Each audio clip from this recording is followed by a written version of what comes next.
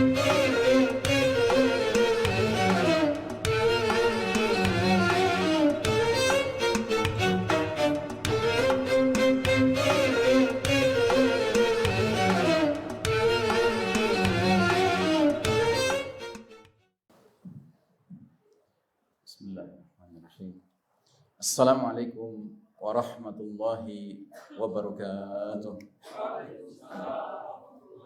Alhamdulillah rabbil alamin. Wassalatu wassalamu ala asyrafil anbiya'i wal mursalin sayyidina Muhammadin wa ala alihi wa ashabihi ajma'in. Faqala Allah Ta'ala fi kitabihil karim ba'da a'udzu billahi minasyaitonir rajim. Ya ayyuhalladzina amanu taqullaha haqqa tuqatih wa la tamutunna illa wa antum muslimun. Wa qala ta'ala fi ayatin ukhra wa idza qara'tal qur'ana ja'alna bainaka wa bainal ladzina la yu'minuna bil akhirati hijaban mastura. Amma ba'd. Hadirin jamaah salat zuhur rahimakumullah, alhamdulillah siang hari ini Allah pertemukan kita dalam ketaatan. Allah izinkan kita mengisi waktu siang dengan salat zuhur berjamaah. Mudah-mudahan salat kita tadi dan segenap salat kita lainnya senantiasa diterima Allah Subhanahu wa taala. Salawat salam sejahtera kita doakan tercurah kepada manusia pilihan Nabiullah Muhammad sallallahu alaihi wasallam, keluarga, sahabat dan para pengikutnya yang setia hingga akhir zaman, dan semoga kita termasuk umat beliau yang berhak menerima syafaatul uzmah beliau di hari berbangkit nanti. Amin ya rabbal alamin. Saudara sekalian rahimakumullah, tema kita seperti yang sudah diumumkan adalah urgensi ma'rifatuz zaman, yang makna populernya pentingnya memahami kondisi zaman, ya. Zaman identik dengan waktu, Pak. Cuman biasanya zaman itu digunakan untuk menggambarkan waktu yang agak panjang dan melibatkan manusia yang agak banyak. Ya, contohnya umat, ya, suatu umat mengalami zaman yang berubah-ubah. Kalau menyangkut satu manusia biasanya disebutnya umur, ya, usia. Dalam sebuah hadis Nabi bersabda, "A'maru ummati baina sittin was sab'in." Umur umatku rata-rata antara 60 sampai 70 tahun. Yang melebihi 70 tahun sedikit jumlahnya. Dan qaddarullah, Nabi kita Muhammad SAW ditakdirkan Allah berusia 63 tahun. Sahabat terdekat beliau Abu Bakar Siddiq radhiyallahu an juga 63 tahun wafat. Sedangkan Umar bin Khattab radhiyallahu an, khalifah yang kedua, juga 63 tahun, ya. Jadi barang siapa yang sudah memasuki usia 60, sebaiknya sudah mulai tidak berpikir neko-neko, ya, karena sudah jadwal sebentar lagi akan dipanggil Allah Subhanahu wa taala. Baik. Yang disebut zaman, yang disebut umur, itu semua merupakan waktu yang dikaitkan dengan alam kita sekarang, Pak, alam dunia. Sedangkan alam dunia ini punya tabiat khusus. Apa tabiat khusus alam dunia ini? Ada yang tahu sifat khusus alam dunia ini apa?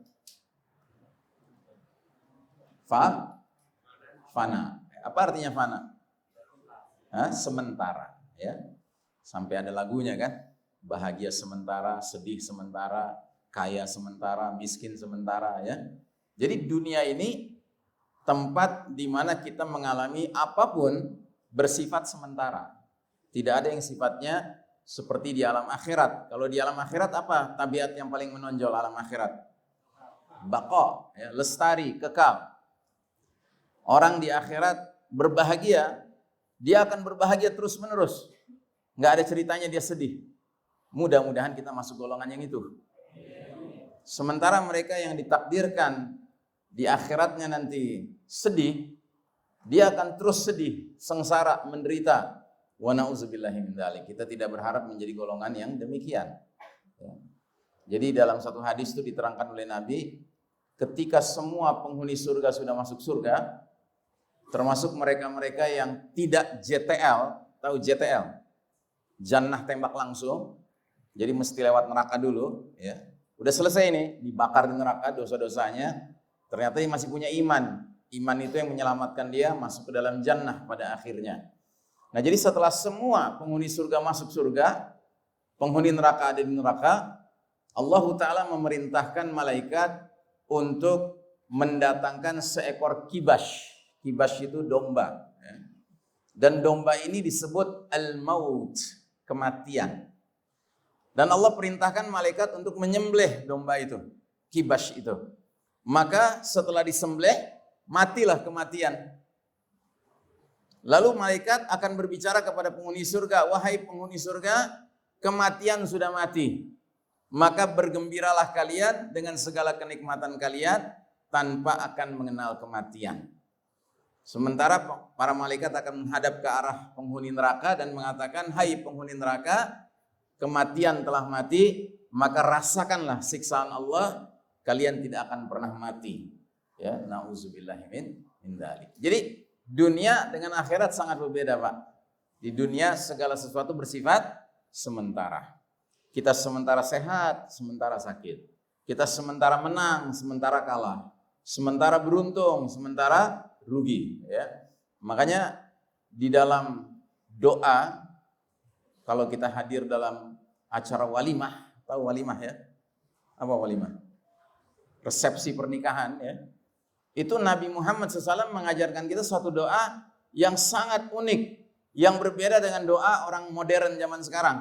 Kalau orang modern zaman sekarang doanya kepada pengantin nggak make sense, nggak masuk akal. Semoga kalian berdua bahagia terus, ya kan? Mana ada pengantin bahagia terus? Betul Pak Fauzi ya? Ya. Sejak nikah terus hidup berumah tangga pasti ada yang namanya senang, ada yang namanya susah. Karenanya Nabi mengajarkan kita doa untuk pengantin yang sangat masuk akal. Barakallahu laka wa baraka alaika wa jama'a bainakuma fi khair. Semoga Allah berkahi engkau dalam masa bahagiamu, semoga Allah berkahi engkau dalam masa sulitmu, dan semoga Allah himpun kalian berdua dalam kebaikan dunia dan akhirat. Jadi yang namanya kita berumah tangga bukan soal senang susahnya Pak. Yang penting adalah keberkahan selalu mengiringi kehidupan berumah tangga. Barulah itu rumah tangga yang baiti jannati. Jannah qoblal jannah. Ya. Jadi surga sebelum masuk surga di akhirat nanti. Nah jadi saudaraku rahimakumullah, demikian pula dengan zaman. Zaman yang mencakup umat yang jumlahnya banyak, itu senantiasa menawarkan kondisi yang berubah-ubah. Ya. Nah dalam hal ini, Nabi Muhammad SAW 15 abad yang lalu telah menyampaikan hadis-hadis yang menggambarkan kondisi umat di zaman setelah beliau itu mengalami hal-hal yang berbeda dengan yang dialami ketika Nabi hidup bersama para sahabat radhiyallahu anhum ajmain. Dan khusus untuk zaman yang kita sedang jalani sekarang ini, setidak-tidaknya saya mencatat ada 8 kondisi yang sedang dialami umat Islam dewasa ini berdasarkan hadis-hadis tersebut.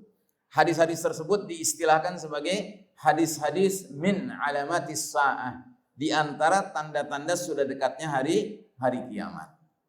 8 kondisi itu adalah sebagai berikut.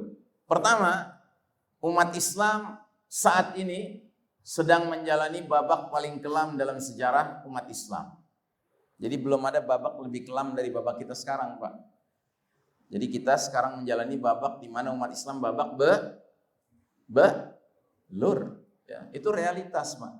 Dan kita mengatakan ini bukan dengan kebanggaan, bukan dengan rasa senang, tapi kita mengatakan ini dengan penuh kesadaran bahwa Allah Ta'ala menciptakan perjalanan umat ini dengan ups and downs, dengan kondisi kadang berada di atas, kadang berada di bawah. Qadarullah kita sekarang berada di bawah, Pak.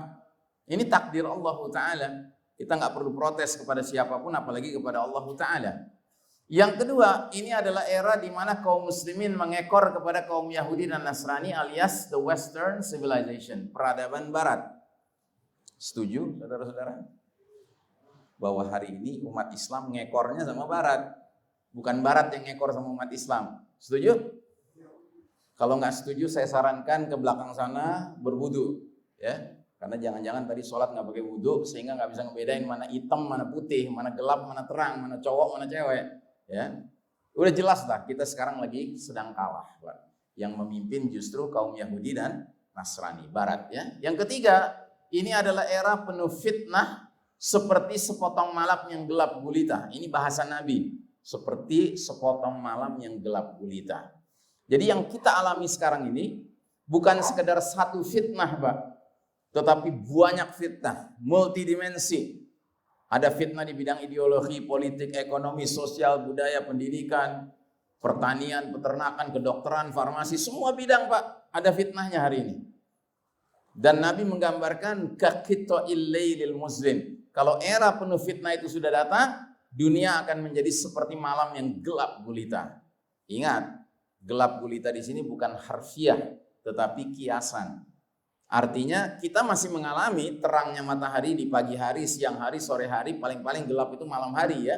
Tapi gelap di sini maknanya adalah hidup ini karena banyaknya fitnah, kita dikepung sama dark values, nilai-nilai yang gelap.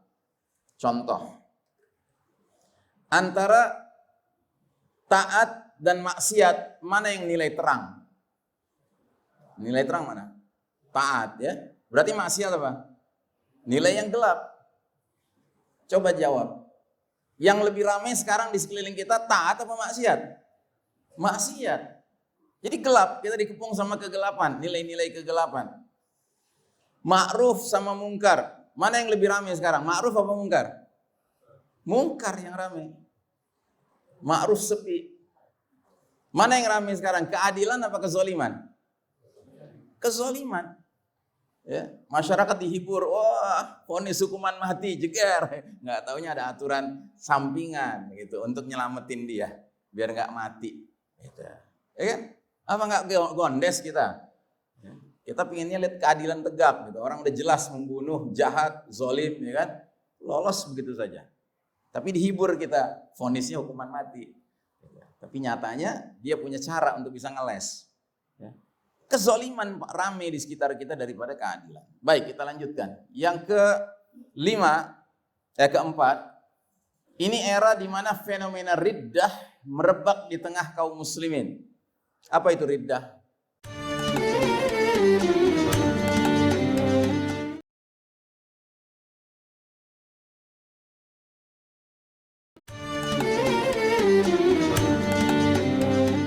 Riddah itu artinya kemurtadan. Jadi era kita sekarang ini suatu era di mana musuh-musuh Islam karena sedemikian punya kuasanya menguasai mass media, menguasai infrastruktur, maka mereka bikin jebakan-jebakan setan bagi umat Islam yang kalau terjerembab ke dalamnya dosanya bukan kategori as-saghair, dosa kecil. Bahkan bukan kategori al-kabair, dosa besar. Tapi kategorinya dosa yang paling menakutkan bagi umat Islam. Namanya dosa nawaqidul iman, dosa yang membatalkan iman, Pak. Ya. Ini dosa yang kalau orang kerjakan, riddah dia, murtad dia di mata Allah Subhanahu wa taala. Cuma problemanya ini MTS, murtad tanpa sadar. Kalau murtad sadar kan gampang melihatnya, Pak ya. Orang mengatakan, "Aku udah bosan sama Islam, gue pindah ke agama lain." gitu. Itu murtad sadar, Pak. Ini yang repot sekarang, banyak jebakan-jebakan program yang kalau kita ikut serta dalam program itu, kita bisa kena dosa yang kelasnya bukan dosa kecil, bukan dosa besar, tapi dosa yang membatalkan iman, Pak. Ya. Perlu contoh? Siap? Siap nggak siap ya? Namanya taklim. Saya kasih contoh. Dosa yang membatalkan iman adalah seorang mengaku muslim, tetapi dengan ringannya mengeluarkan kata-kata semua agama sama. Semua agama baik, semua agama benar. Anda jangan pikir ini kalimat sederhana, Pak. Ini kalimat goyang arsy, Pak, di atas sana, Pak. Dan langsung sama Allah dicabut imannya, delete imannya. Kenapa? Karena nggak ada ayatnya, nggak ada hadisnya. Allah mengatakan, Rasul mengatakan semua agama sama, semua agama baik, semua agama benar. Nggak ada. Malah jelas ayatnya menyatakan, inna dina indallahil Islam. Surat Ali Imran 19. Sesungguhnya agama yang Allah ridhai di sisinya hanyalah Islam. Hanyalah. Allah nggak mengatakan sesungguhnya agama yang Allah ridhai salah satunya Islam, bukan salah satu, Pak. Dan Islam jelas nggak salah. 2. Surat Ali Imran juga ayat 85. Apa kata Allah? Wa may yabtaghi ghairal islami dinan falan yuqbala minhu wa huwa fil akhirati minal khasirin. Artinya, barang siapa mencari selain Islam sebagai agama, sekali-kali nggak akan diterima darinya. Dan dia di akhirat tergolong orang yang merugi. Apa ini ayat susah dipahami, Pak? Kan aneh, ada muslim baca Al-Quran ketemu ayat ini, terus masih berani berpendapat yang beda. Nggak gitu-gitu amat. Masa iya Allah nggak terima agama yang lain? Saya punya tetangga sebelah kanan rumah saya, orang Kristen, baik bener sama saya. Sebelah kiri muslim, jenggotan segini, anggota partai Islam, koruptor. Ya, enggak lah, agama baik-baik semua, tergantung orangnya. Nah, ada pernah dengar orang ngomong gitu Pak sekarang? Banyak. Nggak usah bilang banyak, bilang ada aja cukup. Bilang banyak makin panik kita.